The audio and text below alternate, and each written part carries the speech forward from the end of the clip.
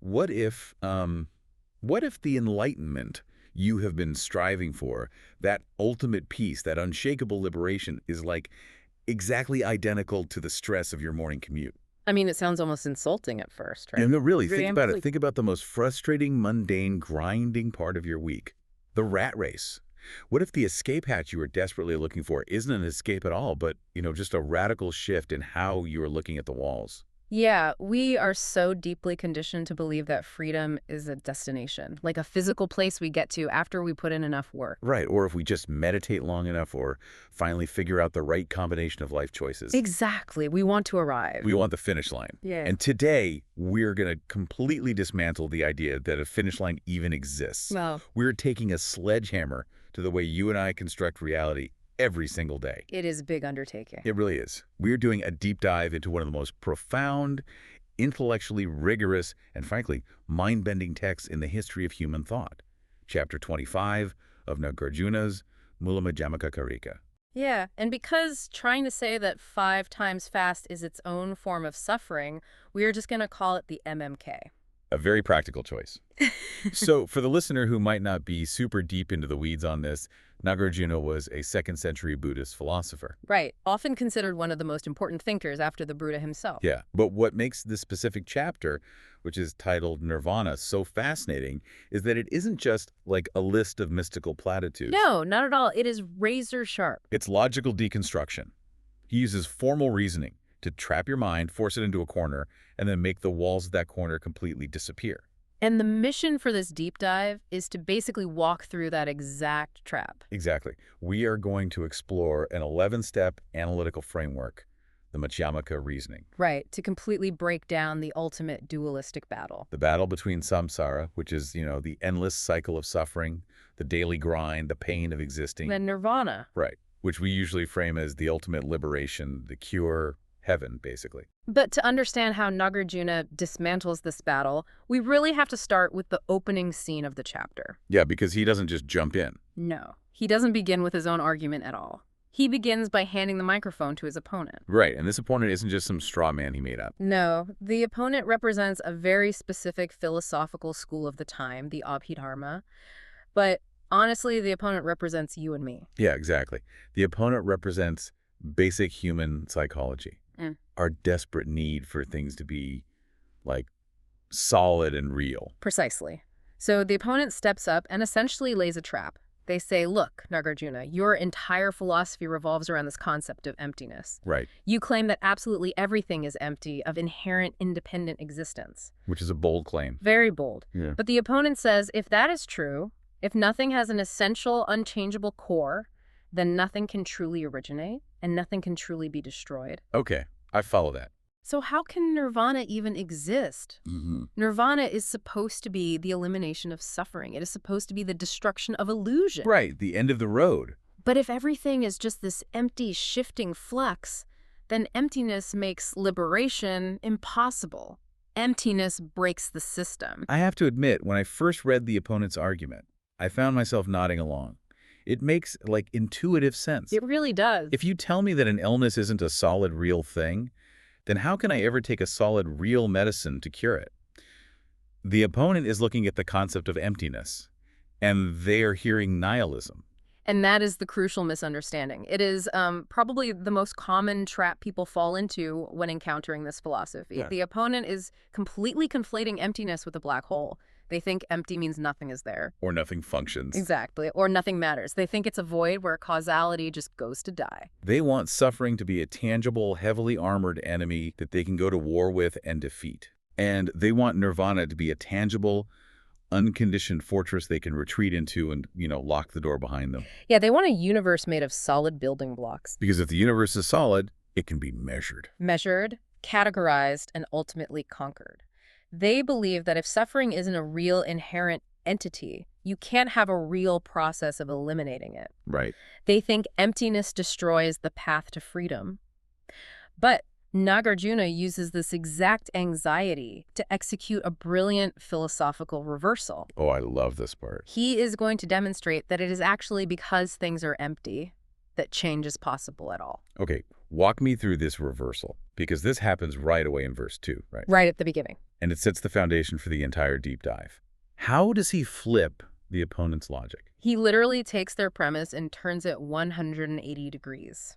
The opponent said, if everything is empty, there is no origination or destruction, so nirvana is impossible. Nāgārjuna replies, if all existence is non-empty, there is no origination nor destruction. Then whose nirvana, through elimination of suffering, would be postulated? Wait, hold on. Let me just make sure I'm fully wrapping my head around this. Take your time, it's dense. So the opponent thinks nothing matters if things are empty. But Nāgārjuna is saying that if the universe was non-empty, if things actually had an inherent, solid, unchanging essence, that is what would make change impossible. Let's test the opponent's theory. Imagine if phenomena were inherently existent. Okay. If an object, a person, or an emotion had a solid, independent, non-empty nature, it would be entirely self-contained. Right. It wouldn't depend on anything else to exist. And if it doesn't depend on anything else, it cannot interact with anything else. It would be frozen. It would be permanent. Because to interact with something means you are subject to being changed by it. Exactly. Interaction requires vulnerability. It requires the capacity to be altered. Oh, wow. If suffering were an inherently existent, non-empty thing, if it had sufferingness baked into it as a permanent, unchanging reality, it would be a permanent fixture of the universe. You could never, ever eliminate it. You could meditate for 10,000 lifetimes, and that solid block of suffering would remain completely untouched because its nature would be absolute. I am picturing like a lump of clay. Okay, great analogy. If that lump of clay had a permanent, inherent, unchangeable cupness built into its very atoms, if it was fundamentally, inherently a cup and nothing else, you could never mold it into a bowl. Exactly. It would just be frozen as a cup forever. Its emptiness of a fixed, permanent form is the exact quality that allows it to be transformed into a bowl. That is spot on. Emptiness isn't a void. Emptiness is flexibility. Emptiness is potential. Yes, and notice how this applies directly to the human experience. Let's step away from the abstract philosophy for a second and look at how we live our lives. Yeah, let's ground it. Think about a time when you felt completely trapped. Maybe you were in a toxic job or a failing relationship, or you were struggling with severe anxiety. Sure. What does your internal monologue sound like in those moments? It sounds incredibly absolute. You say things like, I am just an anxious person. Or, this job is a dead end and my life is ruined. Or, we are just incompatible and it will always be this way. Notice the language there. I am, this is, it will always be. Yeah, very rigid. In those moments of deep suffering, you are treating your situation, your emotions, and your identity as if they are non-empty. As if they are solid. You are viewing them as solid, inherently existent realities. You are reifying the situation. You are treating the clay as if it is permanently frozen into the ship of a cup. We literally trap ourselves by believing our reality is solid. We do. The opponent was terrified of emptiness, but Nāgārjuna reveals that emptiness is the only reason you aren't trapped in that anxiety forever. Realizing the emptiness of your situation, realizing that your anxiety, your job, your habits are all dependently arisen fluid and lacking inherent permanence is the very first step toward the liberation of changing them. Right, because if you were inherently anxious, therapy wouldn't work. Medication wouldn't work, breathing wouldn't work. You can only heal because your anxiety is empty. That is a massive paradigm shift. Emptiness isn't the death of hope. It is the absolute prerequisite for hope. Beautifully put. So now that we have this foundation, now that we understand that emptiness is the engine of transformation, we have to figure out how Nāgārjuna applies this to the ultimate transformation. Yeah, the big one. The journey from the suffering of samsara to the peace of nirvana. This is where we get into the heavy lifting of the Madhyamaka 11-step framework. How do we start? We begin with step 1, which is simply identifying the playing field. To analyze this grand journey, we have to look at the 3 spheres involved. It is a triad. Okay, what are the 3? First, there is the starting point, bondage, or samsara, which is the cycle of suffering and existence in flux. That's sphere 1. Second, there is the relation, the opposition, or the union between the two, the path, the journey, the dynamic tension. Sphere 2. And third, there is the destination, liberation or nirvana. The starting line, the race itself, and the finish line. That makes sense as a way to structure the problem. So what is step 2? Step 2 is where Nāgārjuna pulls out his favorite weapon, the tetralemma. Oh man, the tetralemma. He applies it directly to the concept of nirvana across verses 3 through 16. I am so excited to talk about the tetralemma. It's a fun one. For a listener who might not be familiar with formal ancient logic, You can think of the tetralemma as like a philosophical torture device for your binary thinking. That is a very accurate description. It is designed to completely break the way we normally categorize the world. Huh. In our standard, everyday logic, we use a binary system. Something either is or it is not. The light switch is on or it is off. Exactly. But the tetralemma forces us to look at four corners. Corner 1, is it A? Corner 2, is it not A? Corner 3, is it both A and not A? And corner 4, is it neither A or not A? And Nāgārjuna is going to take this beautiful sacred concept of nirvana and drag it through all four of these corners to see if it survives. And spoiler alert, it doesn't survive a single one. Not one. He systematically refutes each corner. Let's walk through them, starting with corner 1. Okay, corner 1. Is nirvana an inherently existent thing? Does it exist as an entity? My intuitive answer would be yes. If I am meditating to achieve it, it must exist. It's the ultimate state of being. Nāgārjuna says no. In verses 4 and 5, he dismantles this by pointing to the nature of existence itself. How so? If nirvana were an existent thing, it would have to be a conditioned product. The Sanskrit term is samskrita. Because to exist as a discrete thing in the universe means you are subjected to the laws of the universe. Precisely. Anything that exists as a thing is created by causes and conditions. And anything created by causes and conditions is subject to aging, decay, and death. That's just physics, essentially. It is. There is no existent entity anywhere in the cosmos that is exempt from entropy. A mountain decays. A star dies. A thought fades. So, if nirvana is an existent thing, it must decay. But the whole definition of nirvana, the whole reason people seek it, is because it is supposed to be uncompounded, unconditioned, and free from decay. It is the end of death. Exactly. So you have a logical contradiction. Right. If it exists, it decays. If it decays, it isn't nirvana. Therefore, by definition, nirvana cannot be an inherently existent thing. It cannot be a golden city in the clouds, because golden cities eventually rust. Yes. It cannot be a permanent state of psychological bliss, because brain chemistry fluctuates. Perfect. So that knocks out corner 1. Nirvana is not a thing. So naturally, the mind jumps to the opposite extreme, corner 2. Right. If it's not existent, it must be non-existent. Is nirvana just a void? Is it nothingness? Nāgārjuna anticipates this and refutes it in verses 7 and 8. He says, no, nirvana cannot be non-existent. Why not? Because the very concept of non-existence is dependent on the concept of existence.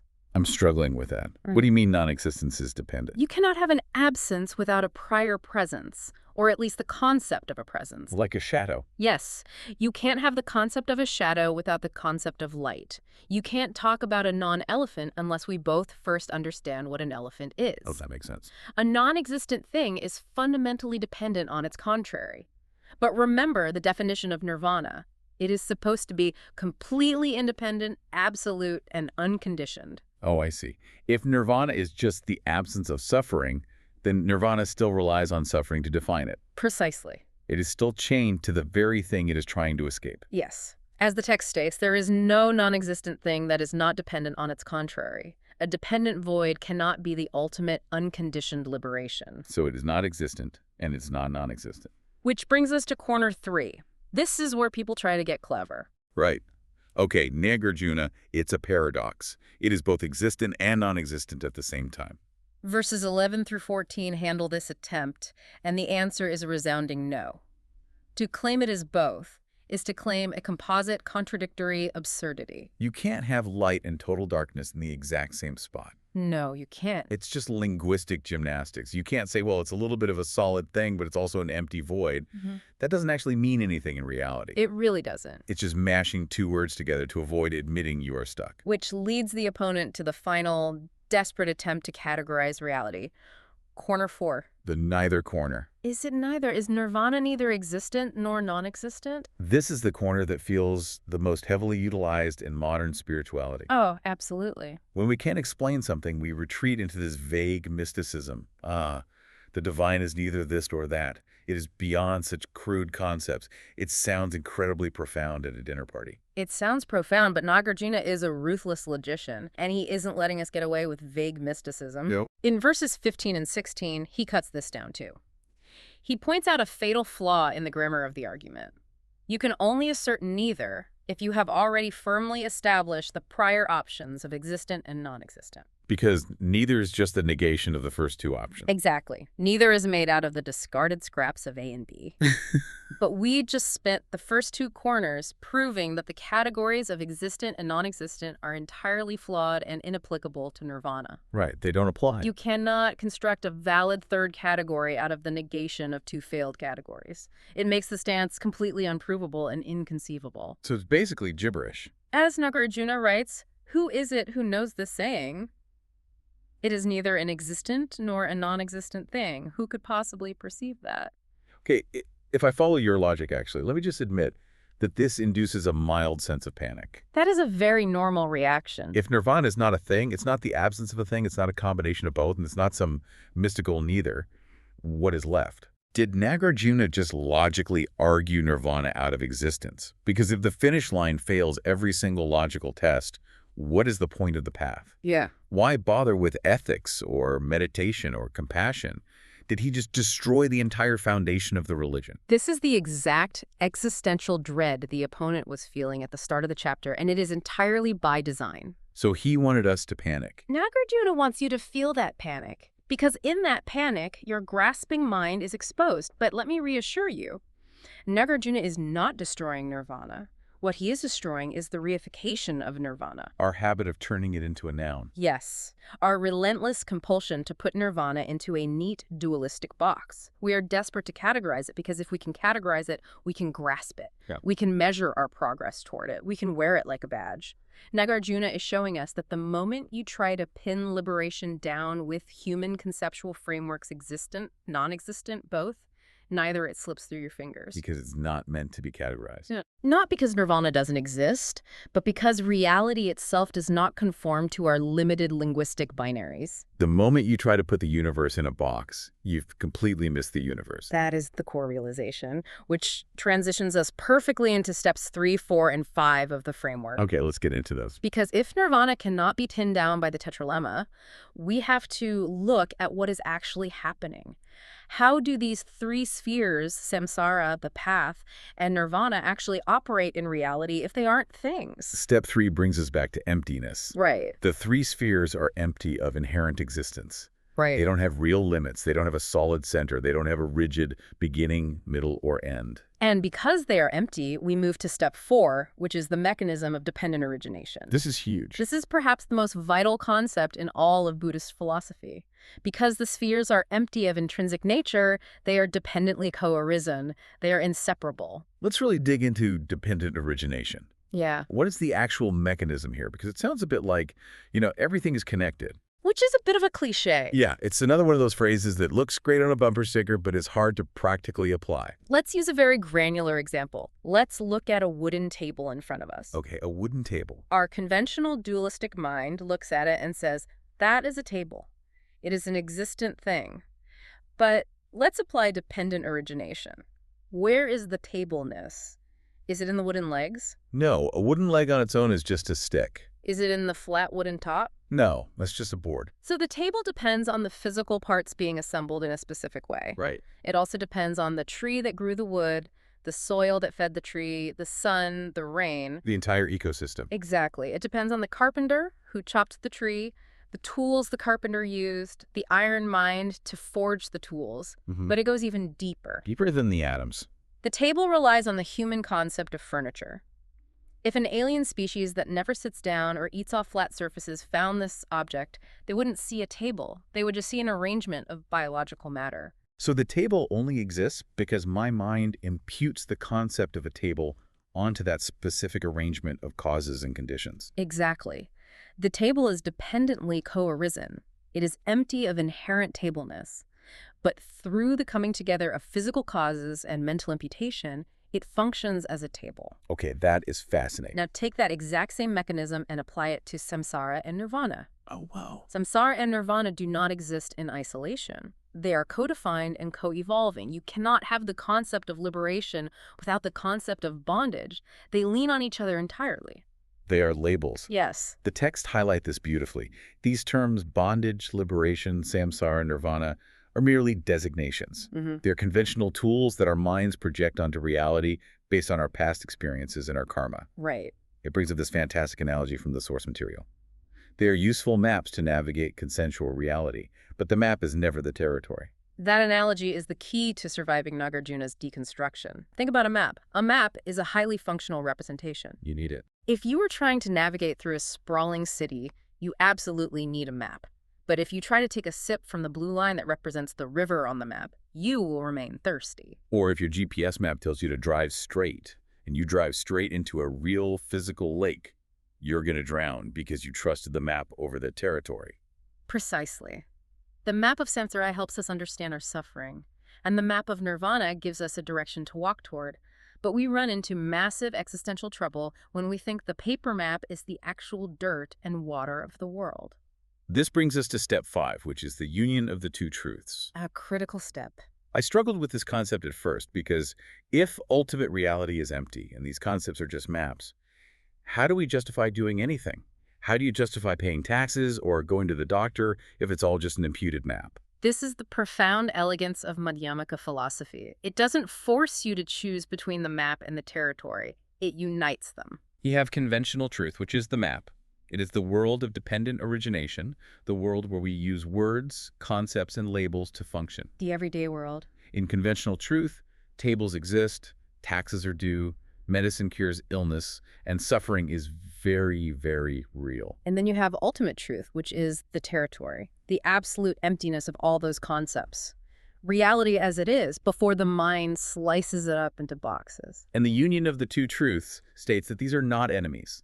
They are inseparable. Conventional truth and ultimate truth are the exact same reality viewed from two different perspectives. They coexist. One truth supports the other. We absolutely need the concept, the map of nirvana to practice. We need the teachings, the meditation, the ethical guidelines. We operate fully within conventional truth. But we don't get trapped by it. Right.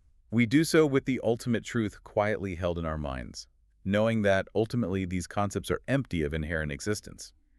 As the old Zen saying goes, we use the raft to cross the river, but we don't carry the raft on our backs once we reach the other shore. Let me bring this directly to you, the listener, for a second. Think about the labels you use to define your life every single day. Yeah, that's a good exercise. Success, failure, stressed, peaceful, rich, poor. These are useful maps. They help you navigate your career, pay your bills, and communicate your emotions to your partner. They have utility. But if you mistake those labels for absolute reality, if you fundamentally believe you are inherently a failure, or that achieving success will be a permanent, uncompounded state of ultimate bliss that never decays, you suffer. You absolutely suffer. You are mistaking the map for the territory. The map is useful, but the territory is vast, empty, and constantly changing. When you realize your labels are just maps, the entire fabric of reality starts to look different. It loses that rigid, suffocating solidity. And when reality loses its solidity, things become much more fluid. They do. We arrive at step 6, which discusses the illusory nature of reality. Because the three spheres, samsara, the path, and nirvana, are empty and dependently arisen, the text describes them as illusion. You're like reflections in a mirror. Right. Mirages, dreams, or echoes. Yeah. They are there, yet not there. I want to be careful with the word illusion because, again, people hear that and think fake or non-existent. Like it doesn't matter. Right. But an echo is a real auditory experience. A reflection is a real optical phenomenon. They aren't nothing. They just aren't what they appear to be. My favorite way to think about this is the experience of a lucid dream. Oh, that's a great one. Imagine you are having a nightmare. A terrifying dream monster is chasing you through a dark forest. In that moment, you are fully bought into the reality of the dream. Your heart rate spikes, you are sweating, you feel genuine visceral terror, you are suffering. That is the state of a normal, unawakened mind. Total immersion in the illusion. But then, halfway through the sprint, you have a moment of lucidity. You realize, wait a minute. I am asleep in my bed. This is a projection. My mind is generating this entire forest and the monster. Notice what shifts in that moment. The monster doesn't necessarily disappear. The forest doesn't vanish. The physical sensations might even remain. But your relationship to the experience fundamentally transforms. Exactly. The terror evaporates. You might even stop running, turn around and look at the monster out of curiosity. Or maybe you keep running just because it's an exhilarating experience to run in a dream. You're playing with the illusion now. You engage with the illusion, but you are no longer bound by it. You don't have to nihilistically reject the dream, and you don't have to be terrified by it either. That is the essence of experiencing the illusory nature of phenomena. You don't deny their appearance, you don't scream it's fake, Yeah. and refuse to interact with the world, but you stop reifying them as absolute, solid reality. You stop believing the dream monster can actually kill you. And this realization naturally evolves into step 7, which is the generalized tetralemma. Right, because we aren't just talking about nirvana anymore. Exactly. Once you see through the illusion of nirvana and samsara, Nāgārjuna takes the brakes off. He applies this four-corner dismantling to absolutely everything. He expands the logic to all phenomena. The 3 spheres, the table, your anxiety, your career. None of it is this. Not non-this, not both, and not neither for whatever this happens to be. The source text gives this incredible, exhaustive list of dualities that we construct, and the generalized tetralemma just systematically bulldozes all of them. It really spares nothing. It deconstructs the duality of existence versus non-existence, functionality versus non-functionality, difference versus identity, separation versus union, Multiplicity versus oneness. permanence versus impermanence, continuity versus discontinuity, finitude versus infinity. It even gets incredibly mundane, listing things like chopping wood versus not chopping wood, Movement versus stillness. silence versus noise. It is an exhaustive dismantling of the human conceptual apparatus. It really is. Think about noise and silence. We crave silence, and we are annoyed by noise. We treat them as opposing forces. But what is silence? It's just the baseline of our auditory processing. When the vibrations in the air drop below a certain threshold, it relies entirely on the contrast of noise to even be conceptualized. Reality itself is beyond all these conditioned, dualistic conceptual proliferations. The Sanskrit word for those conceptual proliferations is prapanka.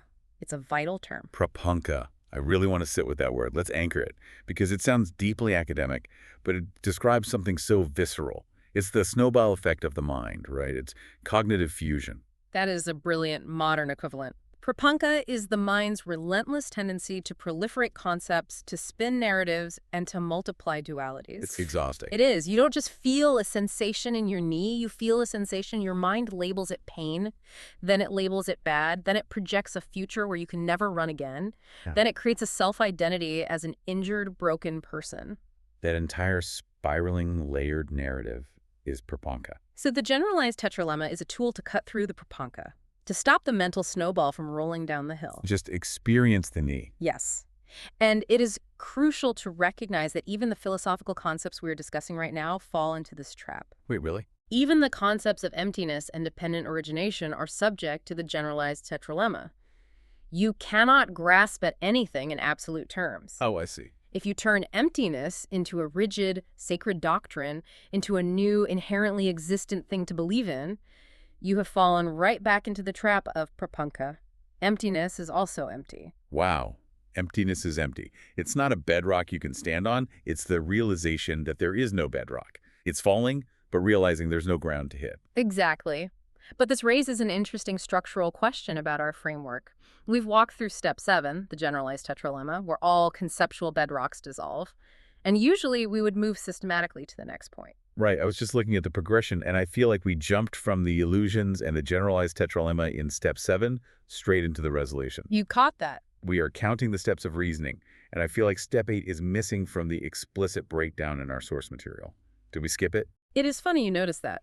In various classical and modern enumerations of the specific Madhyamaka progression, step 8 is often absorbed or treated as the silent culmination of the generalized tetralemma itself.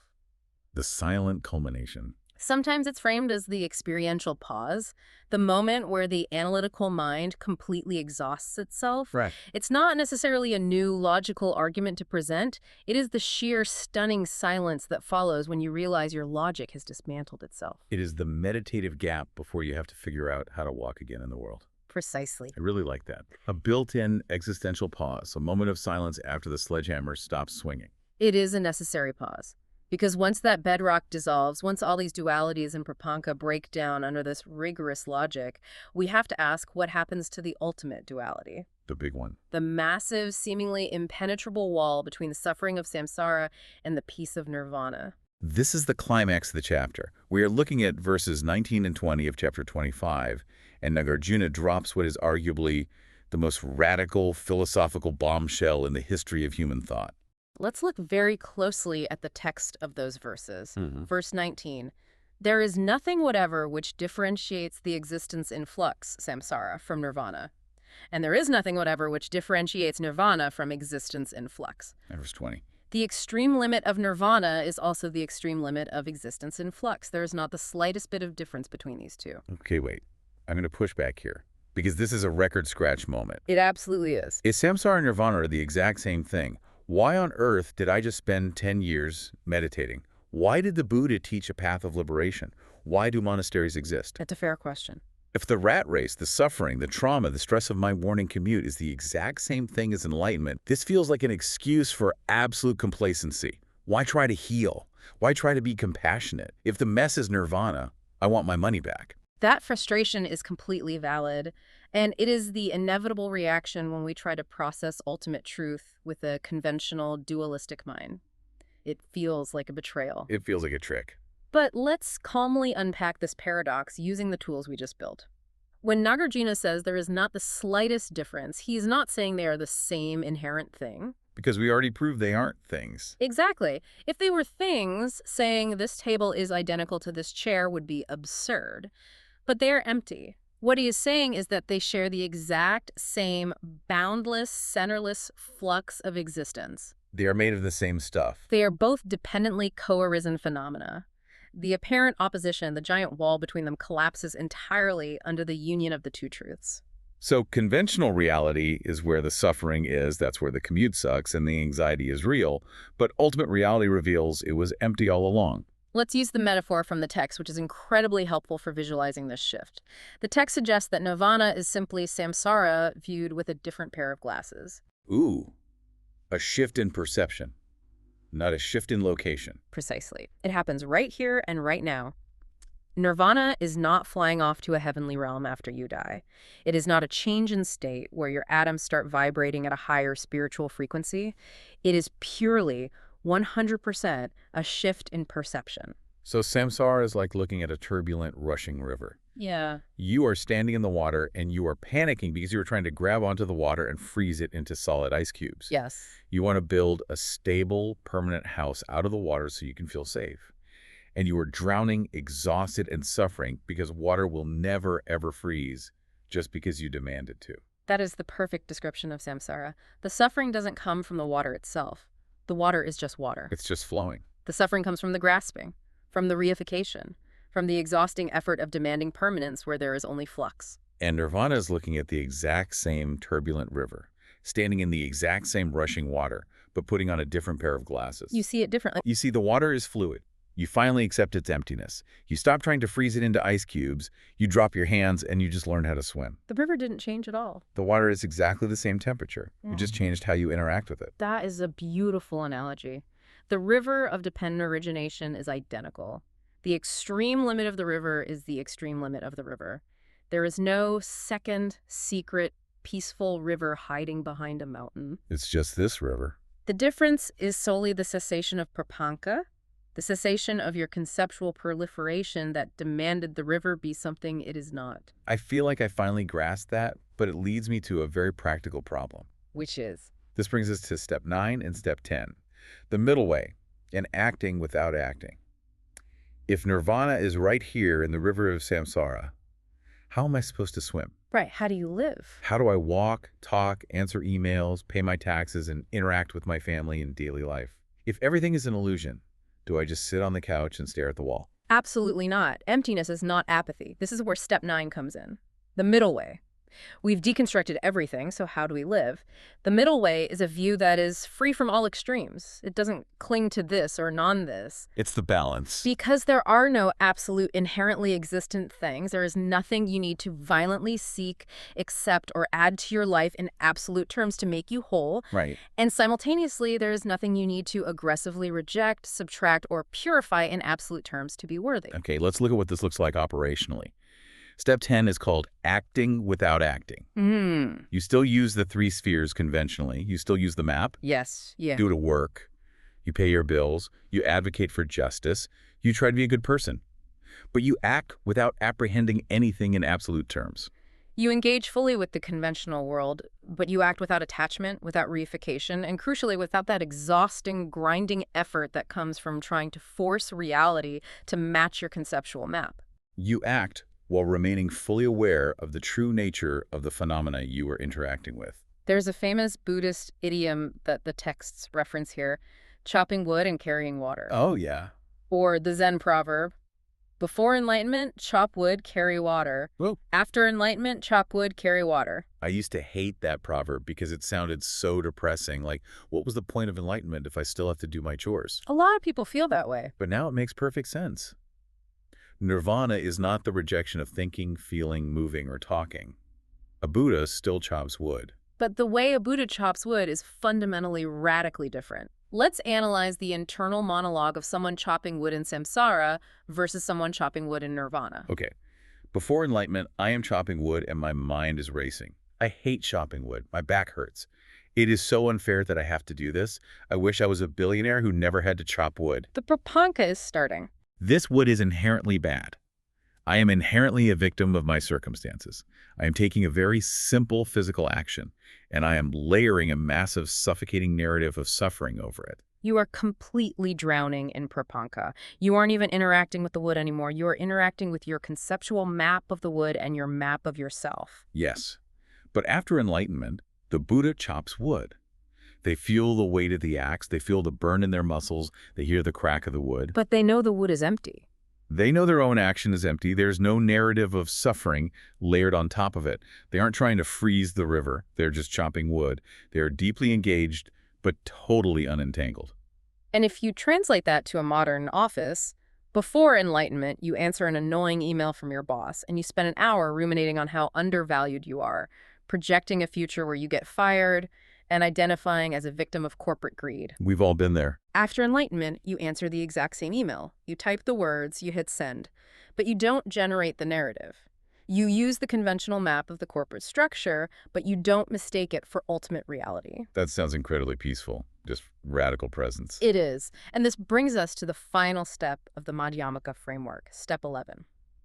When you live this way, acting without acting, using conventional reality without reifying it, it leads to a profound perceptual shift.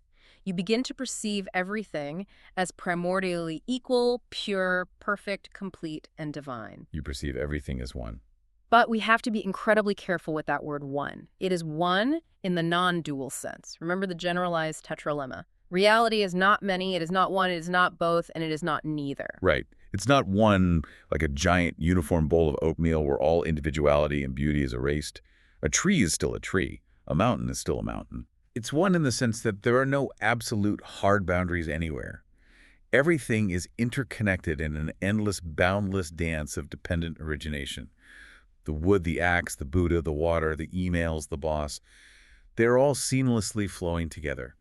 There is no separation between the swimmer and the river. This leads us to our conclusion. We have dismantled everything. We broke down the opponent's trap. We survived the tetralemma. Barely. We explored dependent origination and the map versus the territory. We realized samsara and nirvana are the exact same river. So let's rebuild it and give you, the listener, the final answer to the core question of this deep dive. What is nirvana? Does emptiness deny nirvana? No, emptiness is nirvana. What is the true definition Nāgārjuna arrives at? The core finding is that nirvana is the salutary cessation of prapanka. It is the peaceful ending of dualistic conceptual proliferation. Nirvana is the transcendence of accepting phenomena as inherently real. It is not a place you go. It is how you look at where you are. It is ceasing to try to put the flow of the river into neat boxes that are properly labeled and ordered. It is the moment you finally, truly, deeply cease taking the maps for the territory. We see this embodied perfectly in the Buddha state, which is referenced at the very end of the chapter in verses 17, 18, and particularly verse 24. What does verse 24 say? Verse 24 states, "No dharma anywhere has been taught by the Buddha of anything." That is the ultimate mic drop verse to end a philosophical text on. A Buddhist text that concludes by saying, the Buddha taught you nothing. Because the Buddha knows that any teaching, any dharma, any word he speaks, any 11-step framework we just walked through is just a conventional tool. It is a map. It's not the truth itself. He uses dualistic concepts like language as skillful means to help beings who are drowning in the river. He throws them a life preserver made of words. But he himself lives fully connected as one with the universe's boundless dance without ever reifying the words he speaks. He uses the illusion to point beyond the illusion. The ultimate freedom isn't a place you travel to. It's the dropping of the heavy, exhausting maps we've been carrying our whole lives. It is setting the map down and finally looking at the world. Which brings us to the end of our deep dive today. We have covered an immense, staggering amount of ground, from ancient logic traps to lucid dreams and turbulent rivers. It's a lot to process. It is. So I want to ask you, the listener, a final question to mull over as you step back into your day. The practical application of the middle way. Exactly. If nirvana is just ceasing to take the map for the territory, take a look at your own life right now. Look at the ground you are standing on today. What maps are you currently mistaking for absolute reality? Is it your job title? Is it the anxieties you woke up with this morning? Is it a conflict you are having with a friend where you are absolutely convinced you are permanently right and they are permanently wrong? Ask yourself, where are you desperately trying to freeze the river? Where is the prapanka running wild in your mind? What would happen if, just for today, you let the river flow without trying to put it in a box? What if you answered the emails, chopped the wood, carried the water, and just let reality be the boundless, empty, beautiful flux that it is? Thank you for joining us on this deep dive. Keep questioning your maps, keep looking at the territory, and we'll see you next time.